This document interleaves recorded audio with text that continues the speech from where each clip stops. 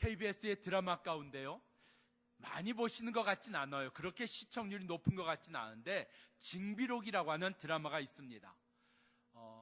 그 임진왜란이 일어나고 나서 거기에 대한 일들을 기술해 놨던 그 책을 중심해서 써진 그런 드라마인데요, 그 징비록에서 지금 왜군에 의해서 쫓기고 쫓기는 그 선조를 따라서 유승룡이 같이 함께합니다.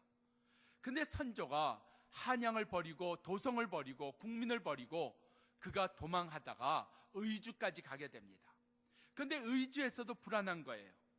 내가 이러다가 잡히면 어떡하지? 이러다 나 죽으면 어떡하지? 불안했던 선조, 조심스럽게 부하들에게 이야기합니다. 신하들에게 내가 중국 땅으로 가서 일단 안위를 좀 그렇게 찾는 게 어떻겠느냐. 기가 막힌 겁니다. 한양을 버린 것만 해도 말이 안 되는 건데 이제 나의 중국 땅에 망명하겠다고 하니까 신하들이 기가 막혀 합니다. 그때 유승룡이 그 왕 선조를 향해서 한마디 던집니다. 왕이요, 어찌 필부처럼 보이려 하십니까? 이 땅의 모든 백성의 어버이 아니십니까? 하늘과 같은 왕 아니십니까? 그런 왕이 보통 사람처럼 평범한 사내처럼 보이려 하신다는 말입니까? 하고 직언을 합니다. 그리고 다른 신하들도 불가합니다. 이야기할 때 선조가 충격을 받습니다. 그래서 거의 호흡 곤란 증세를 보이면서 막 쓰러지려고 해요. 그러면 신하들이 어떻게 해요? 어의를 부르고 뭐 의사를 부르고 뭐 이래야 되는데 신하들이요 가만히 있습니다. 가만히 있어요. 너무 기가 막히니까. 근데 그때 유승룡이 했던 말입니다. 어찌 왕은 필부처럼 보이려 하십니까? 이게 제게는 이렇게 들려왔습니다. 어찌 너는 믿지 않는 사람처럼 행하려 하느냐? 어찌 너는 예수를 버린 사람처럼 행하려 하느냐?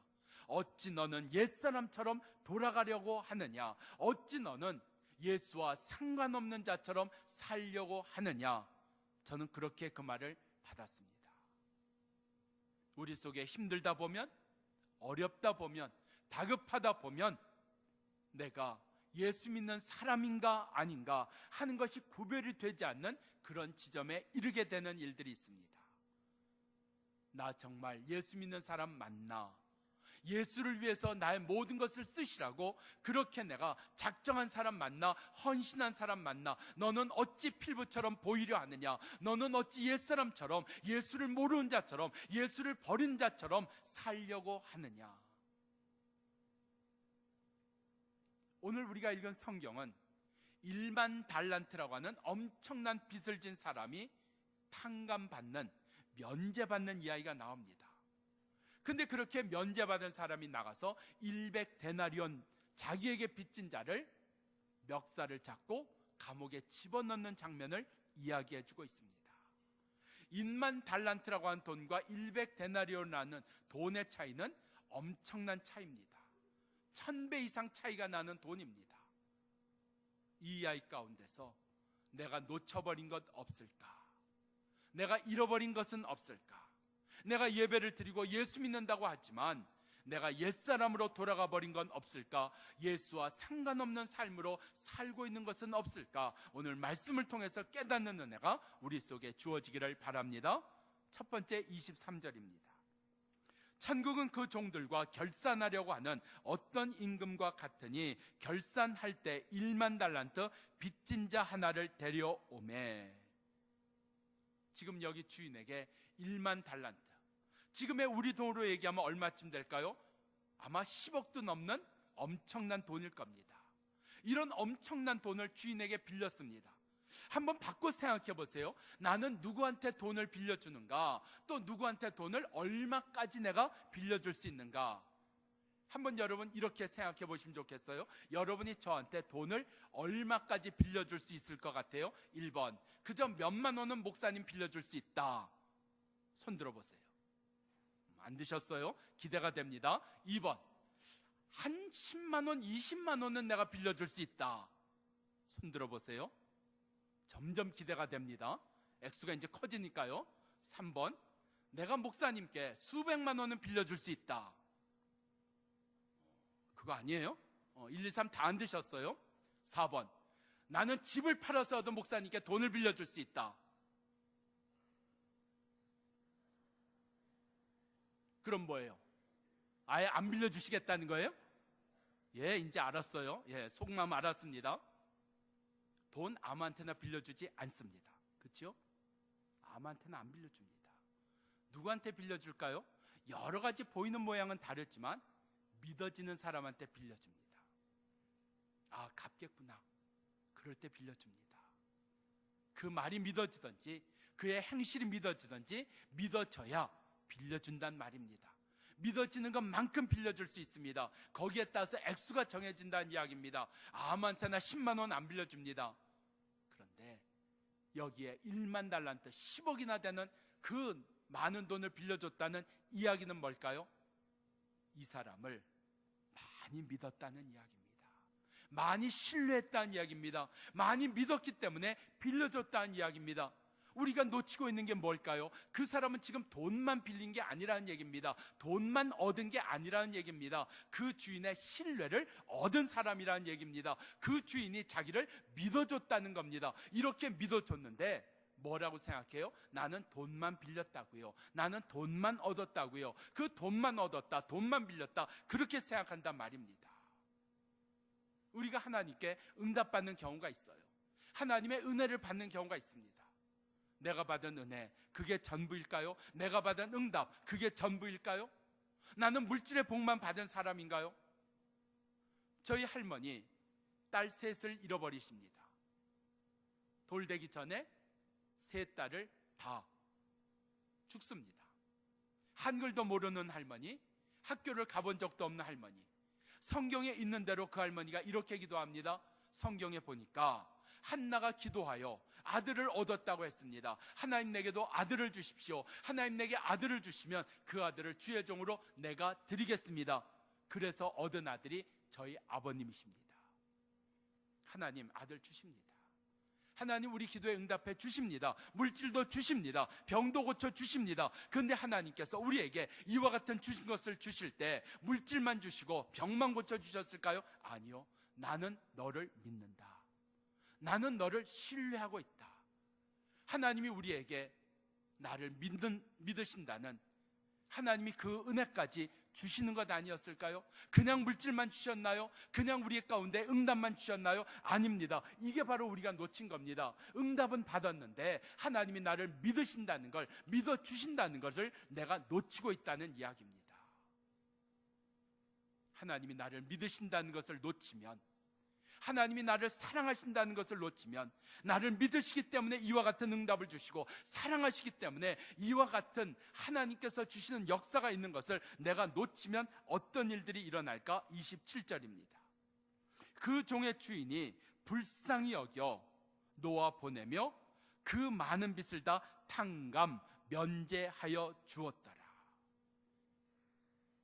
주인이 불쌍히 여겨서 면제해 주었답니다.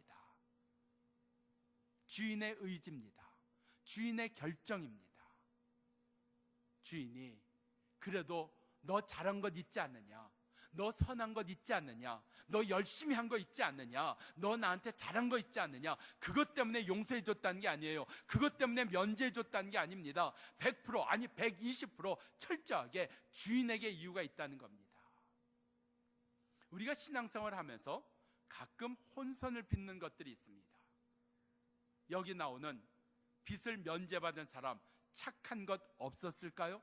선한 거 없었을까요? 잘한 거 없었을까요? 있습니다. 분명 잘한 것도 있고 선한 것도 있고 열심인 것도 있고 착한 것도 있었을 겁니다. 그런데 그것 때문에 면제받은 건 아니라는 겁니다. 내 안에 왜 착한 게 없어요? 내가 왜 선한 게 없어요? 내가 왜 성실하고 열심히 한 게 없겠어요? 있습니다.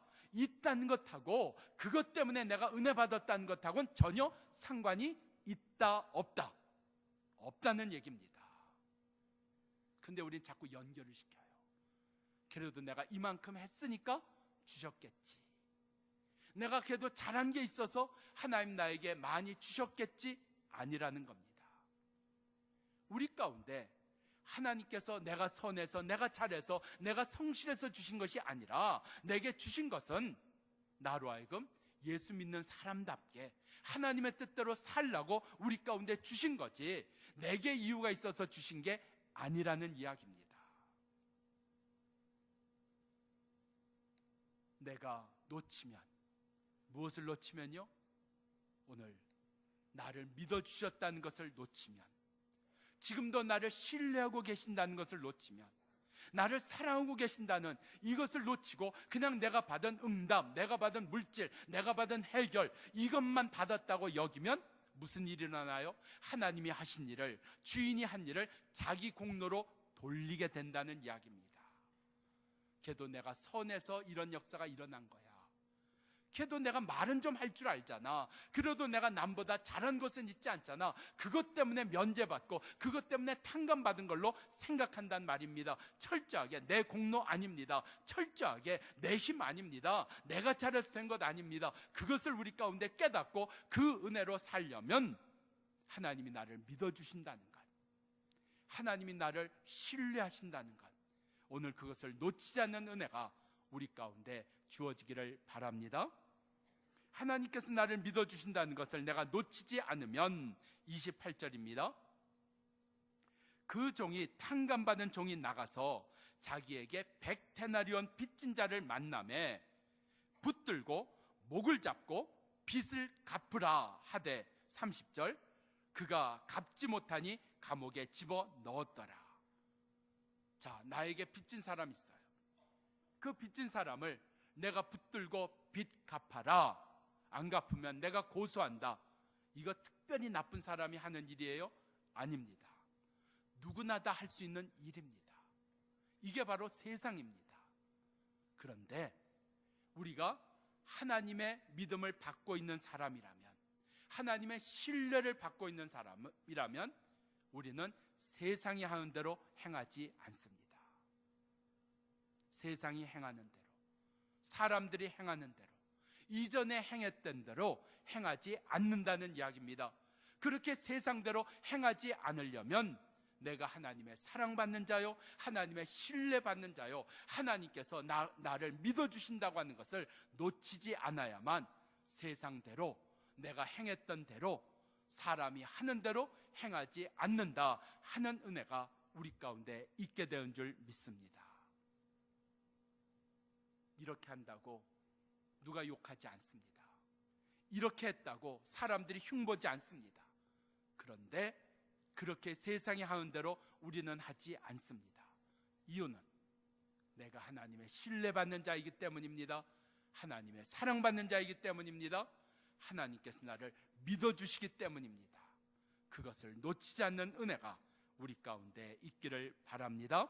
두 번째, 내가 놓친 것이 무엇일까? 24절 이하입니다.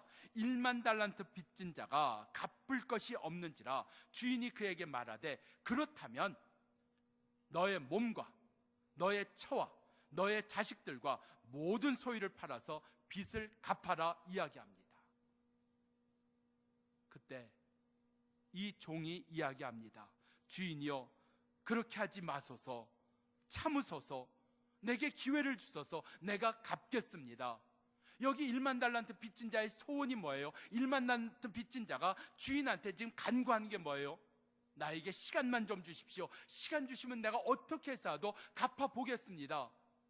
내 처, 내 아내, 내 자녀들 그대로 좀 놔두십시오. 이들을 팔면 안 됩니다. 내가 어떻게 해서든지 갚아보겠습니다. 저는 이 본문을 읽을 때마다 이런 상상을 해봅니다. 여기서 주인이 말이죠. 그래, 시간만 주면 되겠냐? 예, 시간만 주시면 됩니다. 그래, 내가 시간을 주마.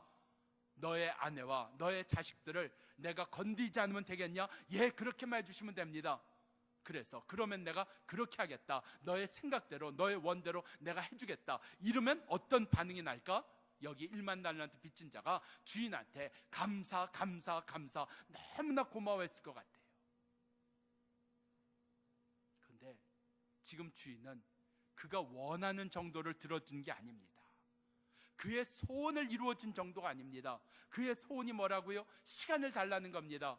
그의 소원이 뭐예요? 가족을 지켜달라는 겁니다. 그런데 그것과는 비교가 될 수 없는 1만 달란트를 면제해줬다는 얘기입니다. 엄청난 은혜를 받았다는 이야기입니다. 혹시 우리 속에 감사가 없는 이유가 바로 이것 때문은 아닐까요? 내가 너무나 엄청난 은혜를 받아서 내가 상상할 수 없는, 내가 받을 수 없는, 내가 구할 수 없는 엄청난 은혜를 받아서 내가 감사하지 못하는 것 아닐까요? 저는 지금도 그게 신기해요. 그게 무슨 과학적으로 이유가 있을 텐데, 여러분 자전거 타고 가면 쌩쌩, 아니 버스 타고 가면, 고속버스 타고 가면 얼마나 빨리 지나가요? 100km만 달려도 굉장히 빨리 달린다 느끼실 거예요. 그런데 비행기 타면요, 100km가 문제가 아니라 500km, 700km, 800km 시속으로 비행기가 갑니다. 근데 느끼세요? 지금 이게 600km 시속으로 달리기 때문에 내가 비행기 안에서 너무너무 어지러워서 그래서 쓰러진 경우 있던가요? 없습니다. 신기하죠? 100km는 어지러운데 500km는 어지러움이 없단 말입니다.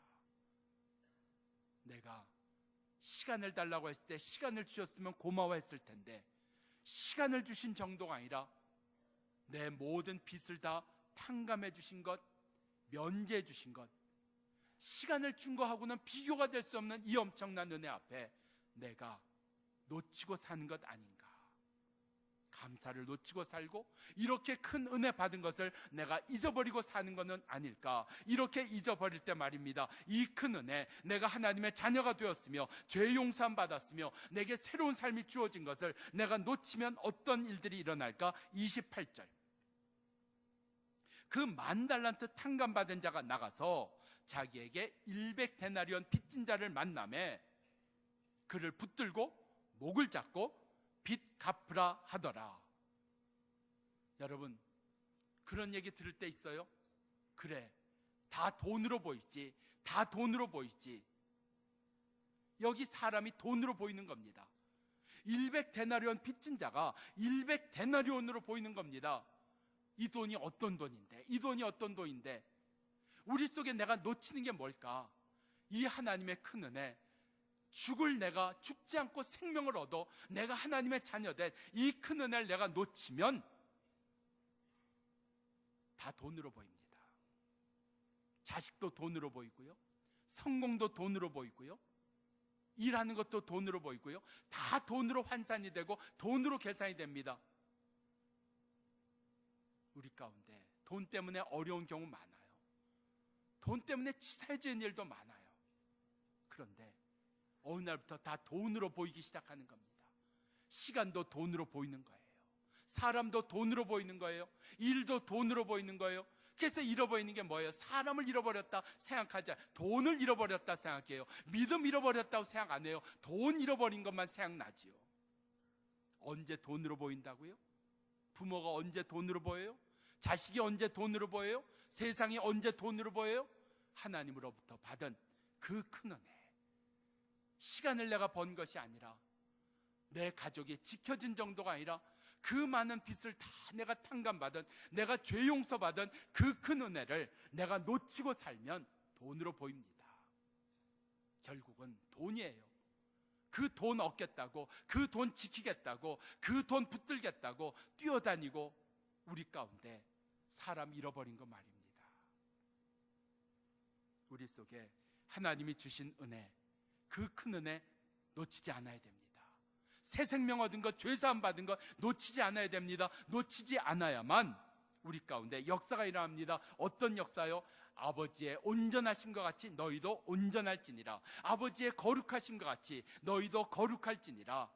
우리가 아버지처럼 아버지를 따라 사는 역사가 일어나게 되는 줄 믿습니다.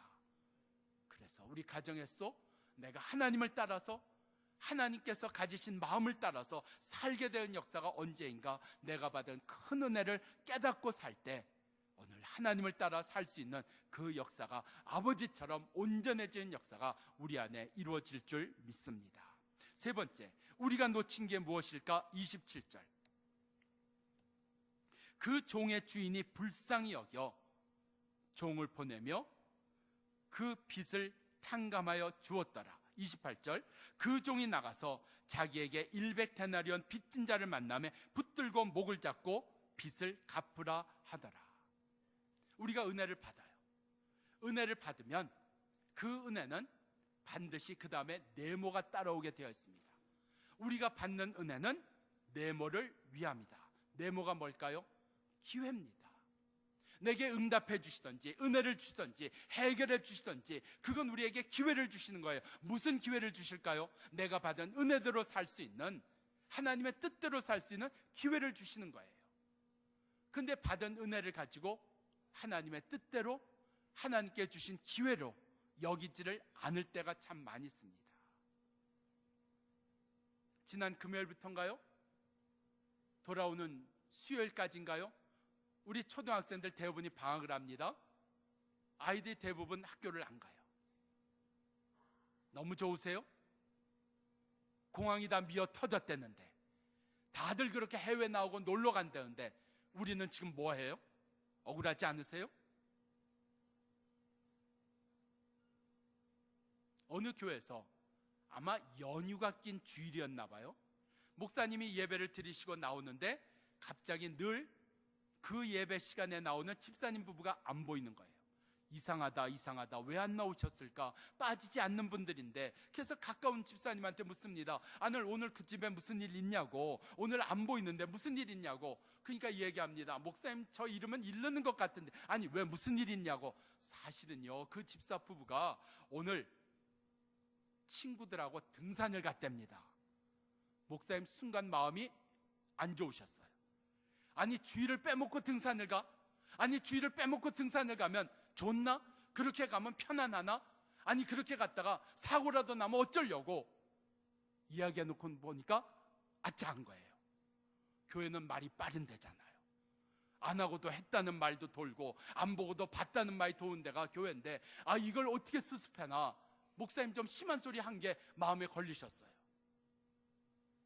예배가 다 끝나고 저녁에 목사님 집에 들어가시는데 그날 등산을 가서 빠진 부부가 전화를 한 거예요.